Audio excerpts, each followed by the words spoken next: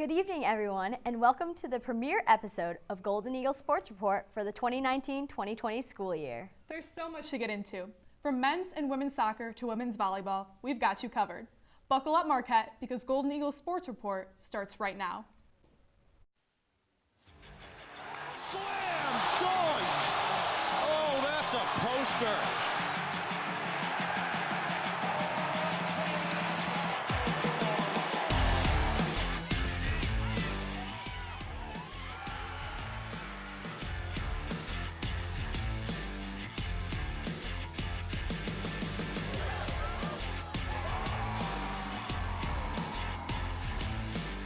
Marquette gets the rebound, and the champions have gone down. Eagle Sports Report. I'm Zoe Comerford. And I'm Amy Galashewski. Let's get started, Marquette Nation. Welcome back to campus, Marquette. Now that the new school year is here, it's time to dive back into Marquette sports, starting with the men's soccer team. The squad has shown a promising start to the 2019 season. The team recently hosted the Aggies of UC Davis last Sunday. Jack Phillips was on hand to recap the action.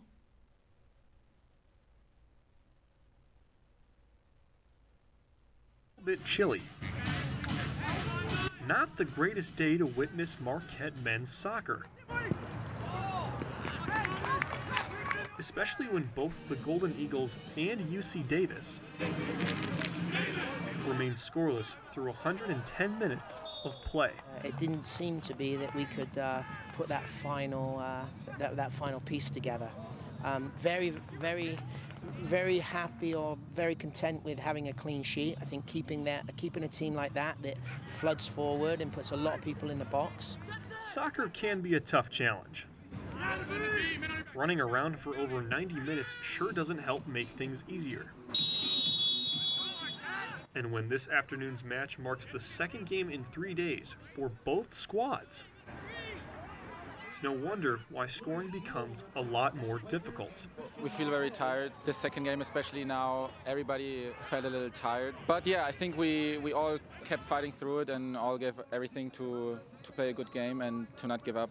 The Golden Eagles now head to South Florida next Friday night, and head coach Louis Bennett looks forward to more competitive matches with his team. He even appears ready for conference play. We've got a good schedule to test us, and the league looks like the conference and league looks like it's kicked off really well, and everyone's winning, and we're getting back to where we should be as one of the top 3 conferences in the country. Reporting from Valley Fields, Jack Phillips, Marquette Wire Sports. After a few days of rest, the Golden Eagles traveled south and picked up a 2-1 loss against the University of South Florida. The Bulls got on the board early, which left Marquette's offense struggling to come back. It's in the 79th minute where redshirt freshman Alex Mersberger scored the equalizer. 3 minutes later, the Bulls answered back, leaving Marquette with their first loss of the season. We would now like to welcome in one of our men's soccer analysts, Tyler Peters. Tyler, thanks for coming on the show. Thanks for having me on. So Tyler, the squad currently holds a record of 1-1-1 to start the season.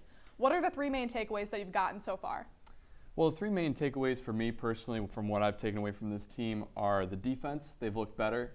Their passing has been a lot sharper this year so far, and their goaltending. So I'll kind of dive into all 3 here. So defensively, last year they gave up the 3rd most goals in the Big East, which is probably a surprise to a lot of people considering they had Luis Barraza, one of the best goaltenders in all of NCAA Division I soccer. Right. But this year, their defense has looked a lot sharper. Segrist has looked better. Not that he wasn't already great, but he's looked even better this year, and somehow he's reached that next level. And then going off of that, the passing. The passing game for this team has looked unlike any other season I've seen here for Marquette soccer. And I think the biggest reason why for that is because a lot of these players returned from last year's roster, and that now all these guys have that experience under Louis Bennett's system. So I think that's really played a vital role in why this team is kind of gelling well together early. And then lastly, the goaltending. Jackson Wyman has looked phenomenal so far to start this season. He's done a great job filling that role for Luis Barraza, and I think a lot of Marquette soccer fans kind of thought, well, what's their goaltending situation going to be like? This is going to be pretty tough. I mean, it's hard to replace a guy like Barraza, but Wyman has done more than just hold his own and keep the Marquette Golden Eagles afloat in every game. In fact, he won Big East Freshman of the Week the other day, so he's looked really good. And overall, this team, despite their 500 record, I feel like they're going to be better than that as we get to the stretch run here. For sure, Tyler. So the team had a couple of double overtime matches last week. Do you think that the extended minutes hurt the team heading into Friday's game against the University of South Florida? You know, I don't think that the extended minutes really, or the extended playing time, the 2 overtimes, I don't think that hurt the team, considering they had, I believe it was 4 days between Sunday's overtime game and Friday's game against South Florida. So I don't think fatigue was an issue, but I will say this. I think the reason why they played so poorly in South Florida is because this Marquette soccer team, at least under Louis Bennett, has been known for not being the strongest team on the road. They're much better at home. They're not as great on the road, and that's something that they're going to have to fix going on later into this season if they want to become one of these elite teams and get past the Big East tournament and win that final against Georgetown, who were picked to win in the preseason poll to be first place in the Big East. So that's definitely huge for them, and if they can do that and be better, then they will definitely be able to be on top. 6 seniors graduated for the Golden Eagles last year, including goalkeeper Luis Barraza. Who have you seen step up so far to fill those shoes? Well, like I said, Wyman has looked really good, but I already kind of talked about him a little bit. So I'll talk about this one guy that's really stood out to me, and that's Manuel Chukai. He's looked phenomenal for the defense for this team. And him, along with Segrist, that's a 1-2 punch on the defensive end that's, I think, probably one of the best in the Big East. One thing that Chukai has done that stood out to me is that his passing is unlike any other player I've seen on this team, at least in recent years. He's looked really good. He's made some passes that have looked like MLS professional passes that you don't see anywhere else but the pros. And he's just looked phenomenal, and he stepped up. And then 2 other guys, they haven't necessarily stepped up yet, but I think that they'll step up coming later into this season, is Sam Thornton and Christian Marquez. There are some scoring options that Bennett brought to the squad over in the offseason. Thornton's a transfer, and Marquez is a freshman. So I think that unit, along with Sunison, that's going to be a pretty impactful offense. And right now, they're not extracting enough from it. But I think Thornton and Marquez, they're both new to Bennett's system. So I think once they get kind of used to it, I think right now they're kind of trying to gel with this soccer team and the system. I think once they're able to do that and kind of feel more comfortable, I think that their offense is really going to start turning some heads. And I truly believe that they have too much talent to not be scoring enough goals right now. So You're definitely right. There's that potential there on the offense. Hope to see it. So the squad is coming off of a loss, and they've had an entire week before they host Northern Illinois University this Friday. What do they need to do to prepare for this game? Well, I just think that they can't get too complacent, because NIU is they're not a great team. They're 0-2-1 so far in the season. So as long as they just kind of don't get too overconfident, don't get too cocky, they'll be just fine. And I think they'll come away with the victory in that one. Sounds good to me, Tyler. Well, we're going to take a short break, but when we come back, we're talking some women's soccer and volleyball's hot start to the season. So don't go anywhere, because Golden Eagles Sports Report will be right back. After 15 years of smoking, Eva Marie quit. There's a new lung cancer screening that could save her life. You stopped smoking. Now start screening. Learn more at savedbythescan.org.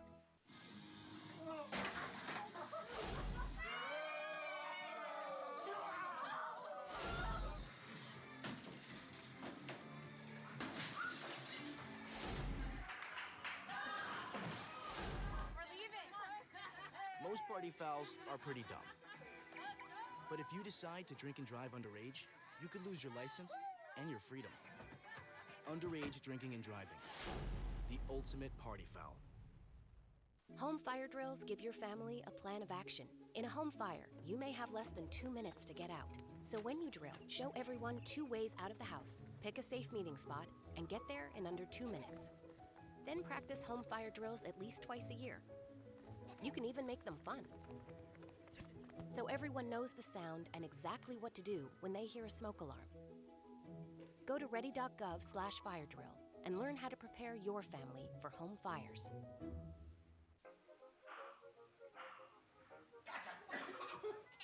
I surrender. All right, pal. Get ready for the day, buddy. Hey, Dad. Hey, Dad. Do we have a gun? What's that? Do we have a gun?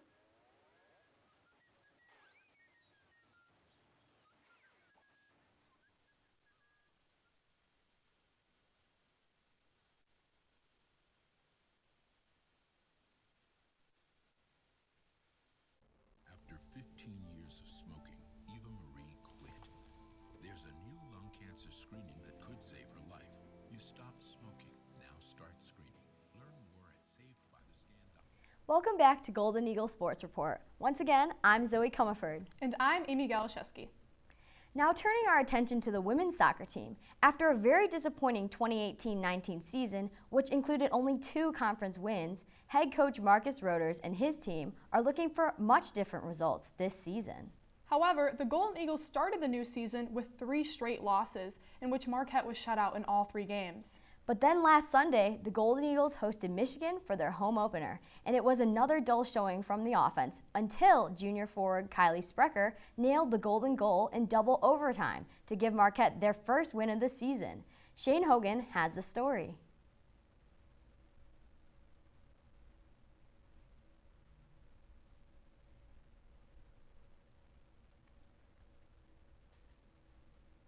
For the Marquette women's soccer home opener. But as the sun comes out at Valley Fields, junior forward Kylie Sprecher nails the golden goal in double overtime to give Marquette the win over the Michigan Wolverines. The clutch goal comes in the 108th minute after neither Marquette nor the Big Ten powerhouse could get anything going on offense. Michigan ends with 10 shots on goal while Marquette only ends with 2. But if you ask Kylie Sprecher, you only need 1. If they want to underestimate us, and people can say what they want at the end of the day, we were, I think, like 6 to 26 in shots, but we finished on that one. You only need 1, and you need to shut out. So we did that today, and I'm so proud of our team. For Sprecher, this is a turning point after her injury-filled sophomore season. That it's been a long road with last season kind of playing with not 100% with my foot stuff, and then being out again this spring. As my second spring, I had to sit out, and then only really getting to play this summer. I've really just trying to get back to myself that I was freshman year and just trying my best every game. And it helps that our team has been so supportive as a group. We've been fighting through each other, and even though the beginning of the season wasn't necessarily how we wanted to start, we kind of are just fighting for each other, and I'm happy that it was me this time who finished it for us, and then hopefully next game it's someone else. The Sprecher game winner saves Marquette from having its worst start to a season in program history. But that's not why head coach Marcus Roders is so proud of her. You want to have somebody on the end of it who can actually have that mindset of like, right here, right now, and you want to execute. So couldn't be more proud of the journey that she's already had, and then being here tonight, having the game winner, because I know it's going to lift her spirits. It's going to help all of us. So thank you. Proud of you. Thank you. A moment like this can fix a team's woes very quickly. And Sprecher and the rest of the Golden Eagles will have another shot for another golden moment when they take on the Minnesota Golden Gophers this Thursday. From Valley Fields, I'm Shane Hogan, Marquette Wire Sports. This past week produced mixed results for the squad as they beat Minnesota 1-0, thanks to the score by Josie Kelderman. Then, just yesterday, the Golden Eagles were beat soundly by Utah State with a final score of 5-1. The lone Marquette goal came from Emily Hess. I was on hand to recap the action. Lack of intensity. It's the story for the Golden Eagles Sunday afternoon. The empty stands, cloudy skies, and strong winds created a challenge for Marquette early in the game. Marquette's backline struggled greatly against Utah State's offense in the first half. The Golden Eagles allowed goal after goal after goal within 7 minutes from the Aggies. The second half wasn't much different for the Golden Eagles until the 70th minute. Senior defender Emily Hess earned her first goal of the season off of a corner kick into the back of the net. It was kind of like a deja vu moment, honestly, because that happened my first game freshman year that I played. I scored on a corner like that too, so it was kind of like a full circle sort of moment, so it was pretty cool. This sudden spark was extinguished from a Utah State goal late in the game. This extended the Aggies' lead to 5-1 over the Golden Eagles. We had a nice little run here over the last 2 games with getting results, at home and on the road, and could have come out here today, and being at home and having that type of result is it's disappointing, and we can't change it today, but we got to get better. Marquette will have a week to recover and prepare for the Panthers of UW-Milwaukee next Sunday. Reporting from Valley Fields, Amy Galashewski, Marquette Wire Sports. We now want to welcome in women's soccer analyst and newcomer to GESR, John Liuzzi. John, thanks for being here. Thanks for having me, Zoe. So John, it's been a mixed bag of results so far for the Golden Eagles. What are your thoughts on the season this far? Like you said, it's been a mixed results. They looked like they had something going with the win against Michigan, and then this past Thursday against Minnesota, and then just on yesterday, it felt like everything that they had the momentum going in just fell down with that 5-1 loss against Utah State. Offense has been really struggling so far. Only on the season so far, the Golden Eagles have scored only 2 goals on their part, and the defensive line has kept ground for the most part, but they've given up a lot of goals, and only goalkeeper Maddie Henry can only do so much. Exactly, and hopefully that Marquette offense picks up as they travel across the city to UW-Milwaukee for a matchup on Sunday. What are kind of the keys for the Golden Eagles to win that match? Yeah, it's going to be a tough game. UWM is 5-1 on the season, so this is the first team that Marquette is going to face with a winning record and has so many games under their belt. Offense has to first off get a lot better. Passing has been a struggle so far for the Marquette. Defense, clean up a little bit, take the ground, because you know it's going to be a tough game against UWM. Exactly. So thanks for the insights, John, and really thanks for coming on the show. We're going to take a quick break, but don't change the channel because we're talking Marquette volleyball when we get back right here on Golden Eagle Sports Report. So I just moved in with this family, and it's embarrassing. The little one, he likes to go outside and crawl around in the giant litter box. I don't know what he's doing. I mean, I was born and I knew how to use the litter box. Look at that. That's disgusting. Oh, poop already. You're making me nervous. Oh, okay, I can't look at this anymore. I really hope he grows out of this, for his sake. Touchdown! Oh, did you see that? Whoa, we scored? Yeah, we scored. We're going to the playoffs. I can't believe I missed that. Every time I'm buzzed, I spend too much time on my phone. What? I should take your phone away. No. I'll call for a ride. Hey, why does my face look like that? I'm playing with these new face filters. Okay, you know what? Yep, that's mine. But I need that back. No. Kevin! This is the story of a boy who is very sensitive to lights and sounds. So he built secret hiding places where nothing could get in. The boy didn't like looking people in the eye. It made him feel uncomfortable. One day, he found out he had something called autism.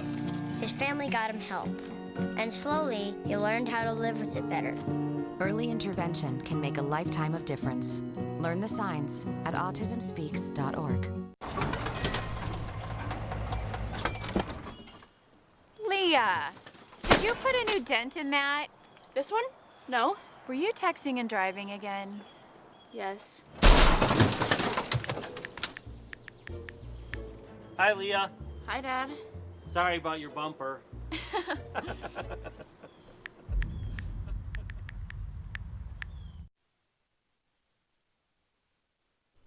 Welcome back to Golden Eagle Sports Report. Now it's time to turn our attention to women's volleyball. The squad has gotten off to a pretty hot start, so let's dive a little deeper and see what this team has been up to for the past couple of weeks.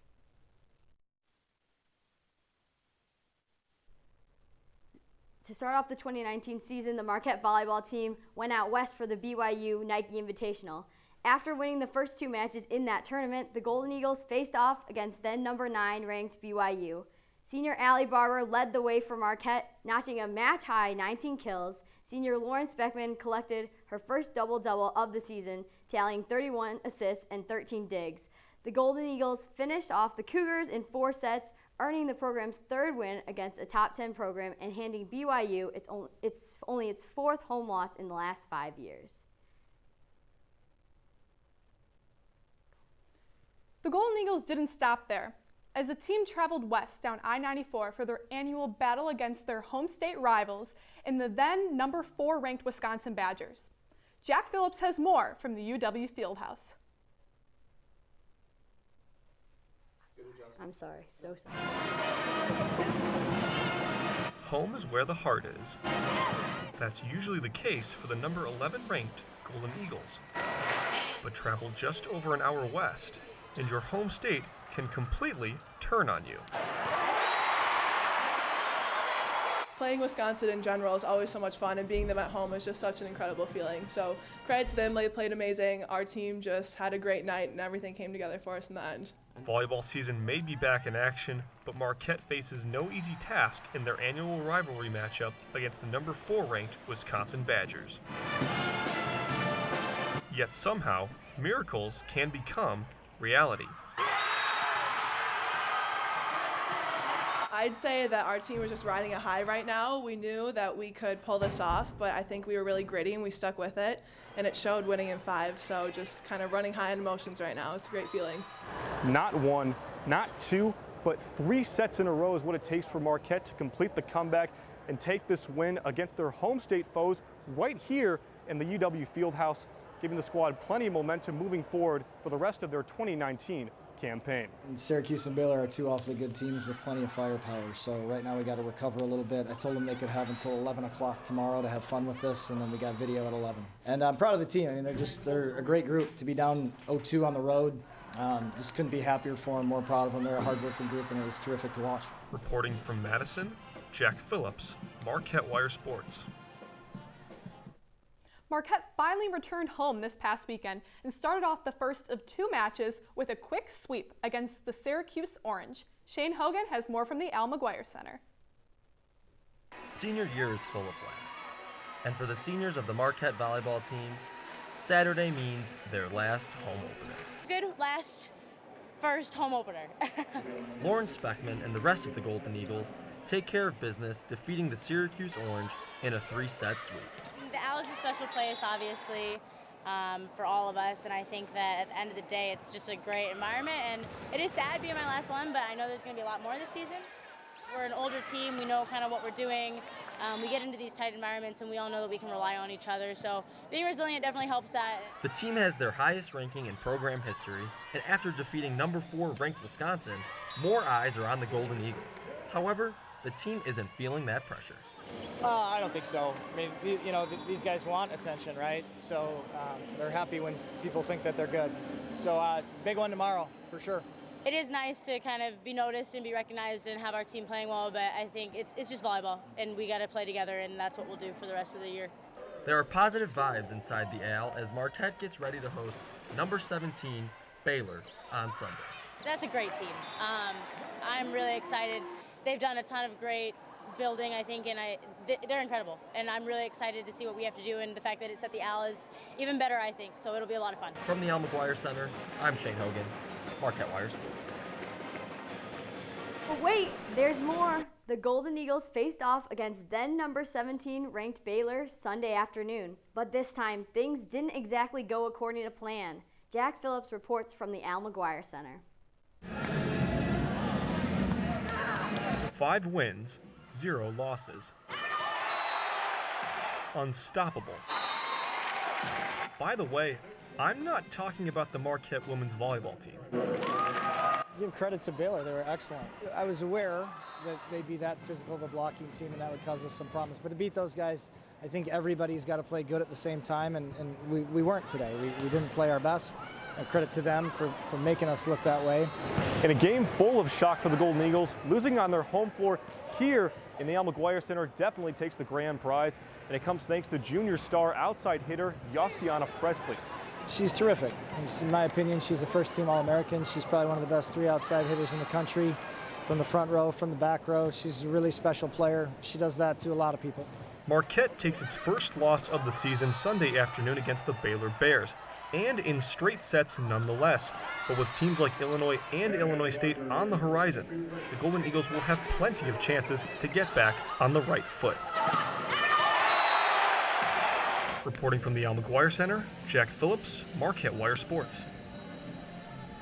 We now want to welcome in women's volleyball analyst Dan Abington. Dan, always a pleasure having you on the show. Amy, I'm so pumped to be back, talk some volleyball today. Glad to have you. Starting off, Dan, that BYU win was huge for Marquette. What kind of tone do you think that game has set for the season? It completely sets it for the entire year. I mean, beating a top 10 team like that is so crucial. Not only did they beat that team, it was away on a weekend where they played a couple great teams. So if Marquette is able to use that momentum as they go further on in the season, Marquette can be dangerous. And that wasn't the only top 10 win. They went to Madison, and nobody could have seen that win coming. Down 2-0, Marquette gets the win. How did the squad pull off that one? To be honest, I have no idea. It was fascinating to watch because you see a team go down 2 sets, and you assume it's probably over. And then in the third set, Marquette had match point, 5-6 times, and they came back and won. So I don't know how they possibly managed to do that, but it's just resilience, it's experience, and Marquette knew what they had to do to win. And then coming off of that, they had to play Baylor, and that was when they were number 17. They have now moved up to number 5 this week, and that was a huge challenge for them, and they just seemed out of character, out of rhythm. What happened in that match? I mean, I think the main factor was Yossiana Presley for Baylor. I mean, she was a 6th rotation player, so she didn't come off the court at all, and Marquette just couldn't handle her. I mean, she had probably the highest vertical I've ever seen of a volleyball player. I think she was probably the best player I've ever seen in person. Wow. I know. And, a lot. And, I mean, Marquette couldn't get anything going on offense. They couldn't stop them on defense. They couldn't serve well. It was just the perfect storm for Marquette to lose. For sure, Dan. So, Dan, simply put, what are your expectations for this nationally ranked squad? I mean, I think the words nationally ranked squad are really important in that. Mm-hmm. So, I mean, Marquette could be a fantastic team this year, as we've seen by them setting program records for different rankings. Right now, they're number 7 in the country. Never been top 10 before. 11 was a program record. So I think this Marquette team, at least Sweet 16. That's my spot for them this year. When you have players like Allie Barber, Lauren Speckman, their final year, you have KJ Lines, you have Martha Konovadoff in the back line, and she is phenomenal. She is one of the best players that I've ever seen, and I think she's the rock of this Marquette team. So I don't know. I think this Marquette team could be an Elite 8 squad, but I just can't say anything. Dan, I'm going to throw one at you. It's a little difficult. Oh, which go of right the ahead. 2 transfers do you think? So KJ Lines or Gwyn Jones, which has been the bigger impact this season? I think so far, KJ Lines has been a bit more important. But down the road, Jones might be the better player because she's a more experienced volleyball player. She's filling the spot that Jenna Rosenthal had last season. She's the main blocker at a lot of times alongside Elizabeth Orff.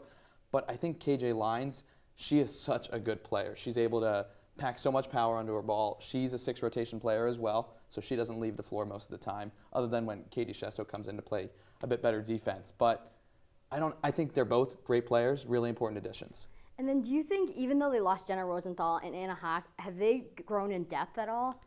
I think so. I think this is a deeper team, especially because you give Ellie Kuntz a year to progress. You give Katie Shesso a year to get a bit more experience under her belt. So this team, I think, has a lot more depth than last year, even though they lost 2 of their starters. Very nice insights, Thanks, Dan. Well, that just about does it for us tonight. Thanks for watching tonight, and don't forget to tune in every Monday at 7 for more editions of Golden Eagle Sports Report. Signing off, I'm Zoe Comerford. And I'm Amy Galashewski. Good night, Marquette.